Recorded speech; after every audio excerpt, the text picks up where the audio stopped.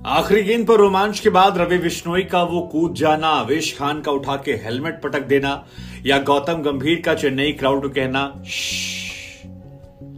Faf du Plessis का 115 metre दूर छक्का मार देना, मार्कवुड की गेंद पर विराट कोहली का शॉट मार देना और सिराज का 17वें ओवर में आकर गेंद को हवा न लगने देना, विकेट निकाल लेना और क्लोज कॉन्टेस्ट मैच में 3 विकेट निकालना। बहुत सारी चीजें हैं जो इस मैच में आउटस्टैंडिंग है। ये मैच आपको दोबारा देखना चाहिए, लेकिन अगर आप नहीं देख पा रहे तो हम आपको 5 मोमेंट्स बताते हैं जो इस मैच के टॉप मोमेंट्स थे, सबसे शानदार। इस मैच को जीतने के बाद रवि बिश्नोई की एनर्जी, आवेश खान का वो पैशन और गौतम गंभीर का एग्रेशन जो है वो मैच के टॉप मोमेंट में रहा। मसलन बिश्नोई जो है वो एक बार आउट होने से बचे, रन आउट, अगली बॉल पर भी हालांकि वो भाग गए थे, बच गए, लेकिन उसके बाद जब वो कूद कर जाते हैं तो वो दिखाता है कितना पैशन, कितनी एनर्जी जो है वो उनके अंदर थी।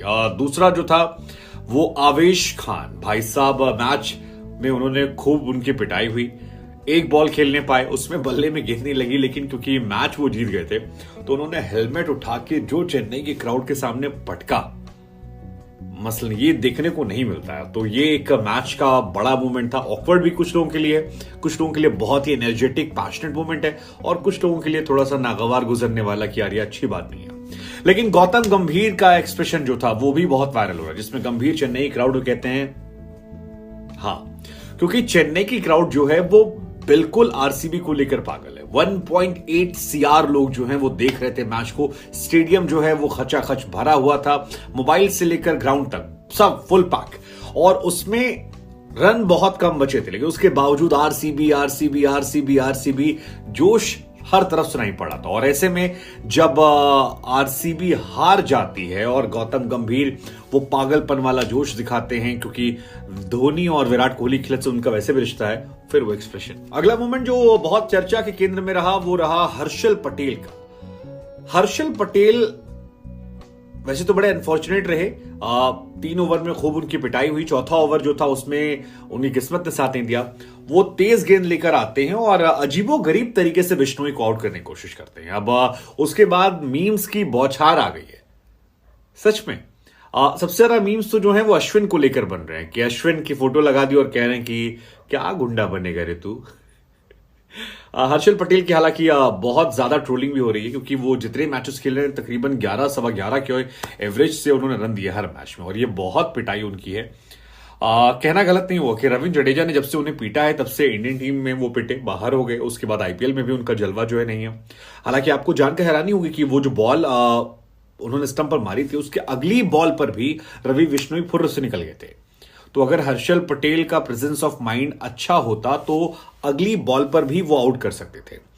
हालांकि हर्षल आउट नहीं कर पाए, लखनऊ मैच जीत गई, एग्रेशन दिखाई पड़ा, लेकिन एक सवाल जो है वो खड़ा हो गया कि पहले जब अश्विन ने ऐसा किया था तो विराट कोहली ने उसको बहुत खुलकर क्रिटिसाइज किया था, लेकिन अब जब विराट की टीम से हर्षल पटेल ने वही हरकत की है तो उस बारे में उतनी ज्यादा तीखापन जो है नहीं देखने को मिला। तो कई लोग इससे हिपोक्रेसी से जोड़ रहे हैं, लेकिन ये भी हर्षल पटेल का मूवमेंट। एक सवाल आपके मन में आया होगा कि गुरु हर्षल पटेल ने तो बॉल मारी थी, फिर आउट क्यों नहीं दिया अंपायर में?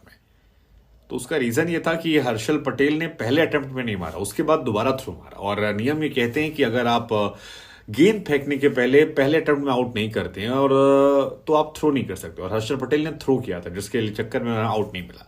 हालांकि हर्षल दोबारा भी आउट नहीं कर पाए, दोबारा भी बिश्नोई भाग गए थे। मूवमेंट नंबर 3 जो है वो आरसीबी के फैंस का चेहरा लटक जाना, मसलन उस लड़की का भावुक हो जाना, रोते रोते एक्सप्रेशन दिखाना, क्योंकि आरसीबी की फैन बेस जो है वो पागल है विराट कोहली और आरसीबी को लेकर। लेकिन यहां पर इस मैच में आरसीबी करिश्मा नहीं कर पाई और उसके लिए जिम्मेदार थे निकोलस पूरन। निकोलस पूरन ने 15 गेंदों में ये रन ठोक दिए, 50 रन ठोक दिए, और जिस स्पीड से वो खेल रहे थे मसलन आप इमेजिन नहीं कर सकते। गौतम गंभीर जो ये इतनी एनर्जी दिखा रहे थे, उसमें एक बड़ी वजह यह भी कि निकोलस पूरन पर कोई भरोसा नहीं कर रहा था। निकोलस पूरन पंजाब में जब थे तो लगातार फ्लॉप हो रहे थे, लेकिन राहुल की टीम ने उस टाइम भी उन पर भरोसा जताया था, और अब गंभीर ने उन पर भरोसा जताया, उन्हें ऑक्शन में पिक किया गया, और उसका असर यह रहा कि निकोलस पूरन ने इस मैच में अपने फुल बेस्ट जो पोटेंशियल उनका उस पर खेला। साथ ही स्टॉइनिस ने भी ये किया, 25 गेंद पे 50 ठोक दिए।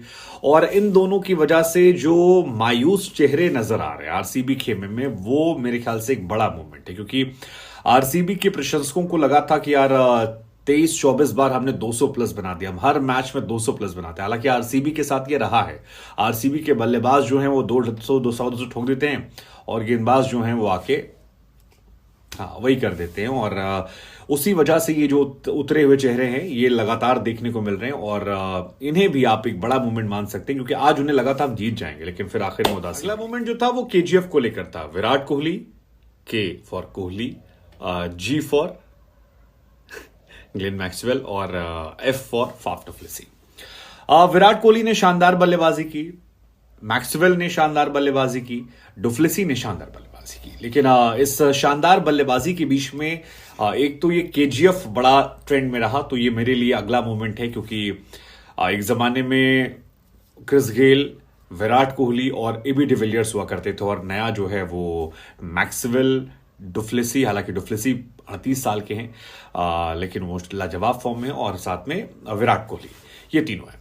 लेकिन इनके स्ट्राइक रेट जो रहे वो भी मूवमेंट ऑफ द मैच में रहे, क्योंकि विराट कोहली ने भले ही तेज तर्रार पारी खेली, लेकिन आखिरी में 14-15 रन जो है रन बॉल बनाए थे उन्होंने। और डु प्लेसी जो हैं उन्होंने 30 गेंद में 32 गेंद 30 रन बनाए थे। और हर्षा भोगले से लेकर सचिन तेंदुलकर ने इसको लेकर सवाल खड़े किए। हर्षा भोगले ने कहा कि यार ये स्ट्राइक रेट की बात है, आप इस पिच पर आप इतनी डॉट बॉल नहीं खा सकते। हालांकि कई लोगों का मानना है कि डु प्लेसी ने अगर 30 गेंद 32 रन बनाए तो बाद में उन्होंने 79 मार दिए, खींच दिया था, अगली 14 गेंदों में बहुत तेज खींचा था, लेकिन वो स्ट्राइक रेट का इंपैक्ट जो है वो दिखाई पड़ा, जो स्टॉइनिस और निकोलस पूरन ने किया था वो यहां पर रहा कि आप इतनी ज्यादा डॉट बॉल जो है वो बर्बाद नहीं कर सकते हैं ऐसे स्टेडियम। और यही बात सचिन ने भी कही कि ये स्कोर भी। और जो लास्ट मोमेंट मेरे लिए खास रहा वो था सिराज को लेकर। यार सिराज बहुत अच्छी फॉर्म में, नई बॉल से तो कुछ अलग ही फॉर्म में। मतलब आप सोचिए कि एक ऐसा मैच जहां दो टीमों ने 212 रन बना दिए हों, और वहां पर सिराज 4 ओवर में 22 रन देकर 3 विकेट। और ऐसा नहीं कि सिराज ने सिर्फ शुरुआत में गेंदबाजी की, एंड में गेंदबाजी की। काइल मेयर्स जो बहुत धाकड़ फॉर्म में थे, आकर उन्हें जो बोल्ड मारा वो बहुत बहुत बहुत लाजवाब गेंद थी। उसके बाद केएल राहुल का शिकार किया। तो शुरुआत में उन्होंने जो विकेट निकाले वो बहुत महत्वपूर्ण थे। काइल मेयर्स का विकेट बहुत इंपॉर्टेंट था ऐसे क्रूशियल मैच में, और यही वजह थी कि 4 ओवर में 23 रन पर 3 विकेट गिर गए थे, क्योंकि स्पीड जो है वो शुरू में स्लो हो गई थी। राहुल और दीपक हुडा जो है वो अच्छी फॉर्म में नहीं है, मेयर फॉर्म में, मेयर रन नहीं बना पा रहे थे। लेकिन इसके बाद 17वां ओवर जो था वो बहुत इंपॉर्टेंट था, क्योंकि निकोलस पूरन और बदोनी जो हैं वो अपने पीक पर खेल रहे थे, और ऐसा लग रहा था कि यार 1-2 ओवर पहले ही मैच खत्म हो जाएगा, क्योंकि निकोलस पूरन 15 बॉलों में 50 रन, आप सोचिए क्या फॉर्म थी। लेकिन वहां पर आकर 2 रन, एक डॉट वाइड, फिर 1 रन और फिर विकेट। ये जो गेंदबाजी थी इसके लिए एक बार तालियां बजती हैं, क्योंकि 4 ओवर में 22 रन देकर 3 विकेट निकालना मेरी समझ से एक्सेप्शनल है, जब इतना टफ मैच हो और जहां पर सचिन जैसा खिलाड़ी कह रहा हो कि यार 212 सेफ नहीं है। तो सिराज भी आज मूवमेंट में बनते हैं, लाजवाब गेंदबाजी।